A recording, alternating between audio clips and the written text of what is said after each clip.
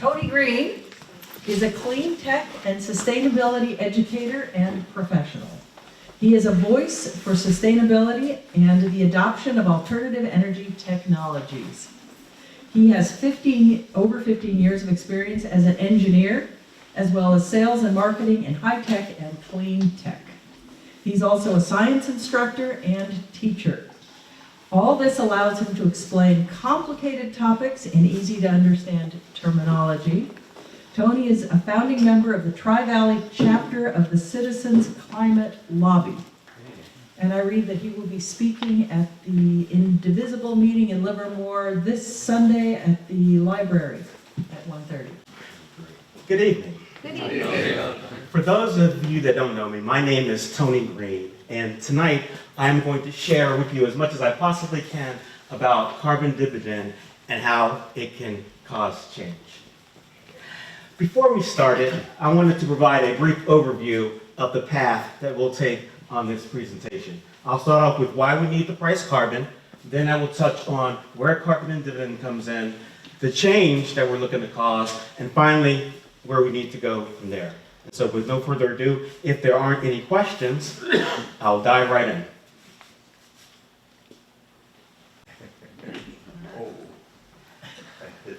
Don't look now, but taxes are due in 4 days. Have you guys done your taxes? Sure. If you haven't, I won't tell. As we will see later, perhaps a tax can be used to gather revenue that the government needs for services and infrastructure, but it might not be the best way to drive revenue for alternative energy projects, as well as getting people to move away from the use of fossil fuels. And so I wanted to open with the question of how on earth are we in a position to where we're even thinking about pricing carbon?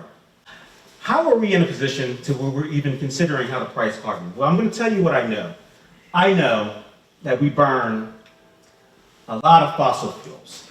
And this fossil fuels produces carbon dioxide and other greenhouse gases, namely methane, water vapor, nitrous oxides, and fluorocarbons. And we burn a lot of it. Now we expect coal, oil, and gas as the normal culprits, but you'd be surprised to know that cement counts for 5% of the global greenhouse emissions because in terms of it's really ubiquitous with our buildings and our roads.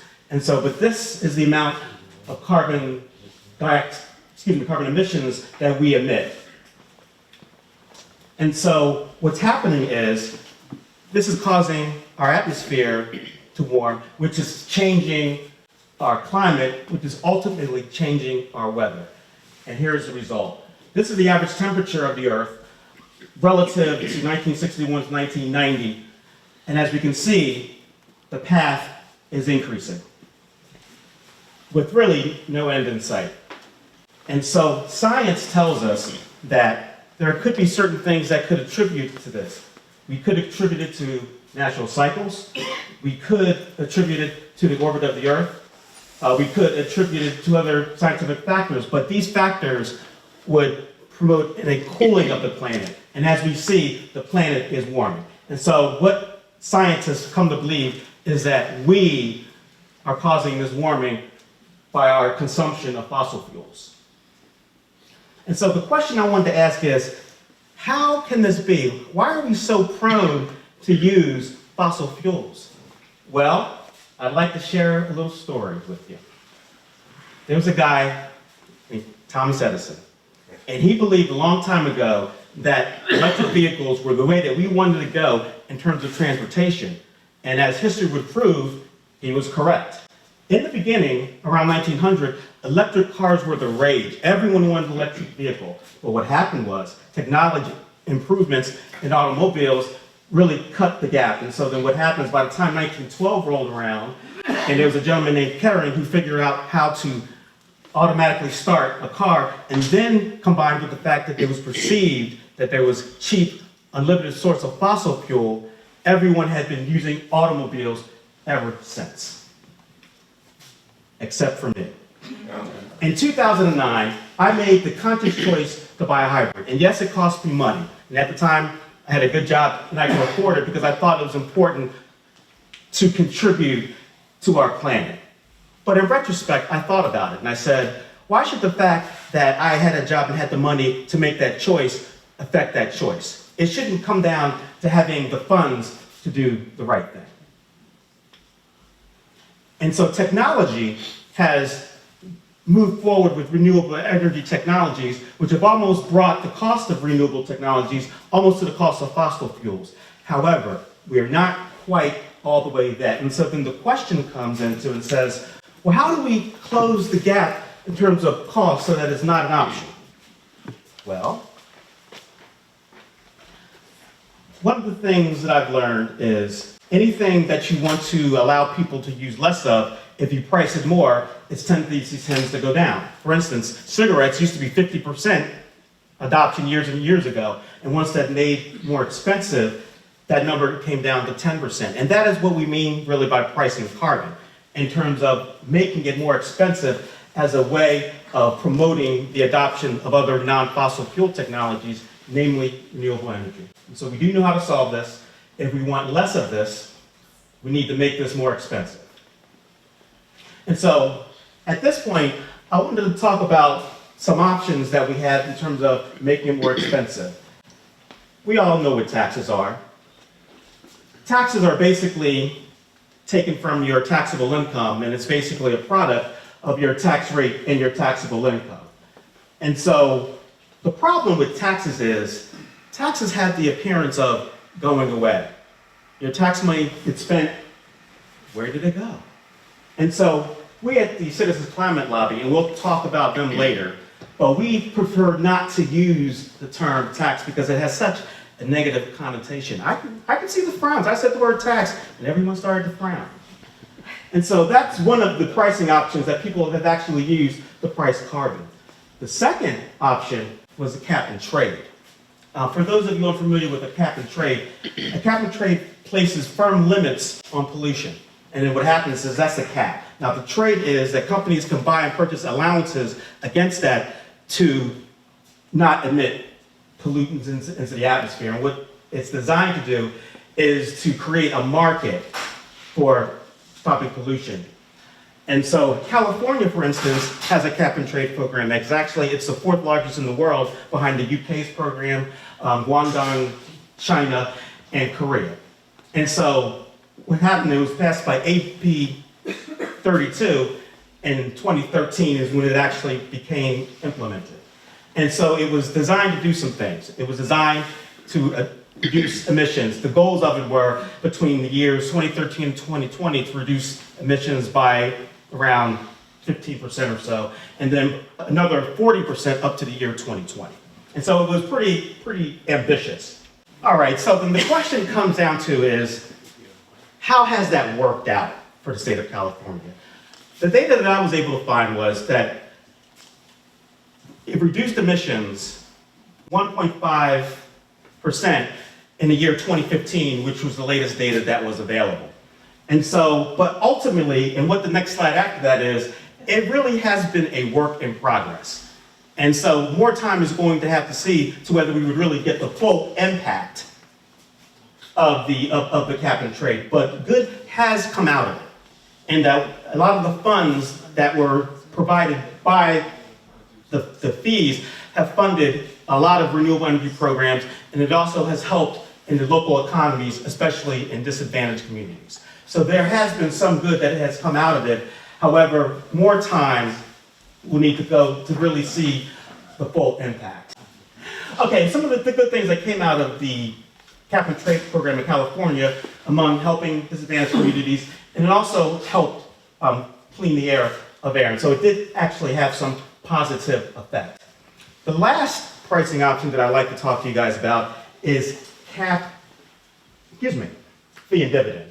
The whole idea is that there would be a fee collected for the use of carbon products, and every month there would be a check distributed to the American people to use however they would like. And so the whole idea is money to the people, not to the government. And so then the question is, how much money would that involve? Well, at first, it would be roughly $16 to $24 per month per person, And that fee will increase over time, so that as over time, the revenues would increase. And so we at the Citizens Climate Lobby were big proponents of the fee and dividend because we thought that it was a really great first start in terms of battling climate change. Because remember, at this point, there really is no policy to really combat climate change. And so a little bit about the Citizens Climate Lobby. We have over 400 chapters, both in the US and overseas, and we focus on working with our elected officials to shape climate change policy. And so we are international, nonpartisan, we build relationships with everyone. We are nonprofit. We are solution focused, and that solution is a carbon fee and dividend. And then finally, we treat everyone, even those who oppose us, with respect, appreciation, and gratitude. We are fighting for a livable world. We at the Citizens Climate Change think that we are the ones that are responsible for putting our planet in the position that it's in, but we are also the ones responsible for the solution. And so I wanted to share with you, there was a study done by the Regional Economic Models Incorporated by the CCL on what a carbon fee dividend would do. And they looked at the emissions, the economy, and the job and incomes. And here's what they came up with. As far as emissions, it predicted that emissions would peak slightly before turning down. And ultimately, it would reduce emissions by roughly 10% over 10 years, and another roughly 30% over 20 years. It also projected that it would produce 2.1 million jobs within 20 years and roughly 2.8 million jobs within 30 years. And so now that we're producing jobs, this would also go back to increase the gross domestic product. It was estimated that in the next 50 years, it could produce over 35 to $70 billion of gross domestic product. And what it really works is like a stimulus bill. We remember the stimulus package. We put money into the economy, and then that would drive jobs, and that would also drive GDP.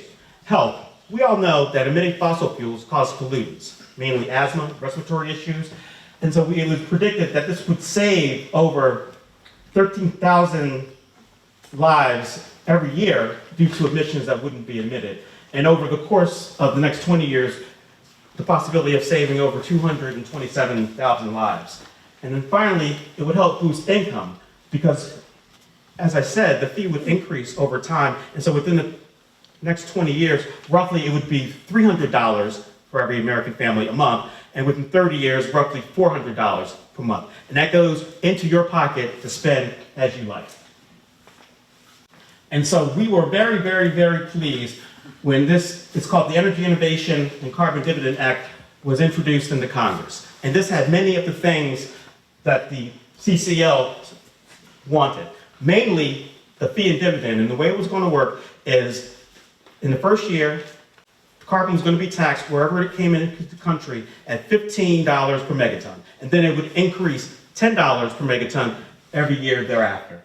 And that's for the first time, and there's the change, that we're actually putting a price and a value on carbon. Now, I also should add that what's going to happen is this bill has been introduced, but given the political climate, it's going to have a challenging time to pass. So what's going to happen is it's going to be reintroduced in future sessions of Congress, perhaps after 2020, there's going to be a better political landscape. And that's why I'm here, so that when you see it again, you know to let your politicians know that this is something that you think is important. And so at this point, I need everyone to go out and talk to people about it and say, we need to price carbon. We need to take steps to combat climate change. And part of that is speaking, getting the word out. Another part of that is making personal lifetime choices to reduce our footprint. And so there are lots of ways that we can reduce carbon just by our life choice. One of the things that we can do is we can eat less meat, just for the sake of example. And so now that a proposal to price carbon has been introduced, the time for change is here. And it is very, very, very overdue. And so this carbon fee and dividend, we believe, is a first step on putting us on the road to having a more livable planet. One thing I wanted to say is that other countries have stepped up and made the decision to price carbon. We can as well. And so I wanted to finish with a quote. Faith is taking the first step even if you do not see the entire staircase, which was by Reverend Dr. Martin Luther King Jr. And this carbon fee and dividend is a first step. And so my thinking is, in terms of our planet that has nurtured us and supported us, is one step too much to ask in terms of ensuring that we have a livable future? And on that note, I'd be more than happy to take questions.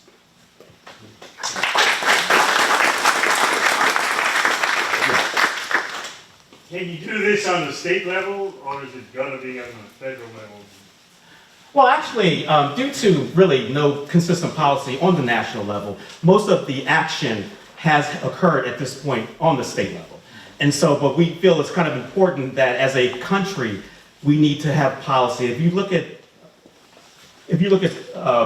polls and things, most Americans believe that we need to do things about climate change. However, that is not being impressed upon our politicians and Congress, which is something that needs to change. And so I think on a national level, there are steps that need to be taken. Now, even though states will take the lead, California, for instance, at a national level, I think policies need to be put in place to address climate change and the other issues that we need to deal with. Does that answer your question? Okay.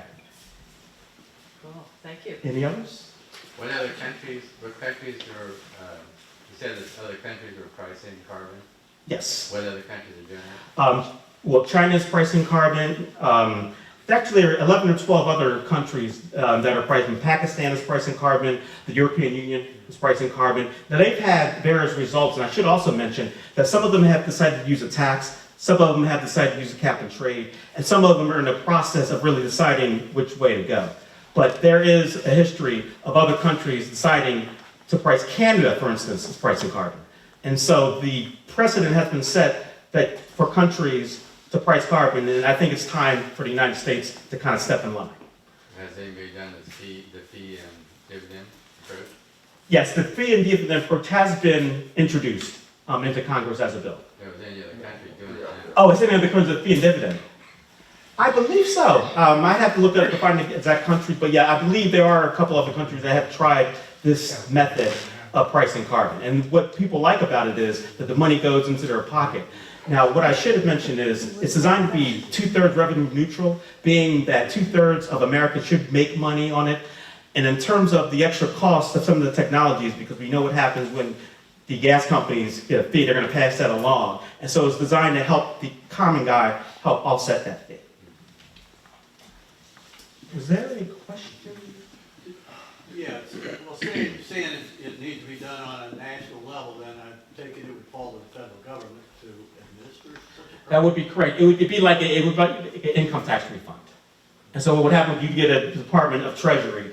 Every family would get a check that would be generated every month from the fees from all the fossil fuels. Once they come into the country, whether it be at the mine, the port, or wherever, once they come into the country, that's when the fee would be assessed on the really upstream.